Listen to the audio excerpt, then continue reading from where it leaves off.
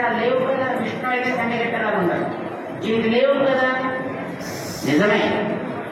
ఎందుకు లేవంటే అదిగో వాడు పెద్ద తండ్రి గారు తీసుకున్నారు కనుక ఆయనకు సంఖ్య చక్రాలు లేవయా. అంచేత ఆయన సాక్షాత్తు లక్ష్మీపతి, శ్రీయపతి, శ్రీమన్నారాయణుడే, శ్రీనివాసుడే. ఇది డిసైడ్ చేసినా అందరూ ఒప్పుకోలేదు. మేము ఒప్పుకోవాలి. రాజుగారు అడిగారు, అయ్యా రామానుజుల వారు మీరు చెప్పింది బాగుంది కానీ దీన్ని నిరూపిస్తే బాగుంటుందండి. ఓకే, ఎలా నిరూపిద్దాం? అన్ని దేవతలకి సంబంధించిన ఆయుధాలన్నీ పెడదాం, రాత్రి పూట తలుపులు తాళాలు వేసేద్దాం, మర్నాడు పొద్దున స్వామికి మేల్కొలుపు పాడినప్పుడు ఆయన ఏది తీసుకుంటే ఆయన అది. అలా తీసుకుంటాండి విగ్రహం. మీరు విగ్రహం అనుకుంటున్నారు, నేను ఆయన సాక్షాత్తు పరబ్రహ్మం అనుకుంటున్నా. ఆయన సాక్షాత్తు దేవదేవుడు. అందుచేత ఆయన తప్పకుండా తీసుకుంటాడు. మీకు నమ్మకుంటే మీరు చూడండి, లేకపోతే చెక్ చేసుకోండి అంటే అందరూ కూడా ఆభరణాలు అన్ని లోపల పెట్టారు, తలుపులు వేశారు. అయినా అందరికీ భయం. అంచేత ఆలయాన్ని చుట్టూ కూర్చుని భజనలు చేస్తూ కూర్చున్నారు రాత్రి అంతా. మర్నాడు పొద్దున్నే రాజుగారు వచ్చి తలుపులు తీశారు. ఆ స్వామి శంఖ చక్రాలు పట్టుకుని నిలబడ్డాడు. ఇంకా కాదనడానికి లేదు. అయినా అలా శంఖ చక్రాలు ఆయన పట్టుకుంటే తనంతా తాను తీసుకుంటే అది పద్ధతి కాదు. శంఖ చక్రాలు ఒకళ్ళు వెయ్యాలి వృధాలి, ఒకళ్ళు స్వీకరించాలి. శంఖ చక్రాలు వేసేవాళ్ళు ఏమంటారు? గురువు గారు అంటారు. శంఖ చక్రాలు తీసుకునేవాళ్ళని ఏమంటారు? శిష్యులు అంటారు. సరే, గురువు గారు ఇవ్వాలి, శిష్యుడు తీసుకోవాలి, అది నియమము. అందుకోసం రామానుజుల వారు మీరే వెంకటేశ్వర స్వామికి శంఖ చక్రాలు ఇవ్వండి అని రాజుగారు కోరితే రామానుజుల వారు వెంకటేశ్వరుడికి శంఖ చక్రాలు ఇచ్చారు. శంఖ చక్రాలు ఇచ్చినప్పుడు బొట్టు కూడా పెడతారు. అంచేత కుండల ధారణ కూడా చేశారు. రోజు అభిషేకం జరిగేది వెంకటేశ్వరుడు, కానీ రోజు జరగడం మంచిది కాదు. విగ్రహాలు కదా, క్రమంగా అది అవయవాల్లో తరుగుదల ఏర్పడుతుంది. అందుచేత ప్రతి శుక్రవారం మాత్రమే అభిషేకం చేయాలి. హలో, నేను ఒక్కసారి పని చేయడానికే పాస్వర్డ్ పెట్టా. దాని మీద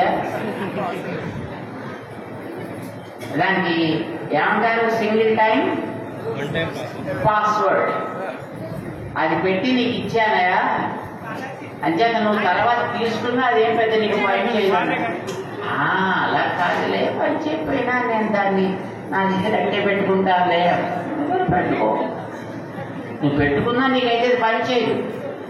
కానీ దీన్ని నువ్వు తీసుకున్నట్టయితే నాకు వచ్చే కాలంలో మళ్ళీ నా భక్తులు నాకు శంఖ చక్రాలు ఇస్తారు, కావాలంటే పెట్టుకో అన్నాడే.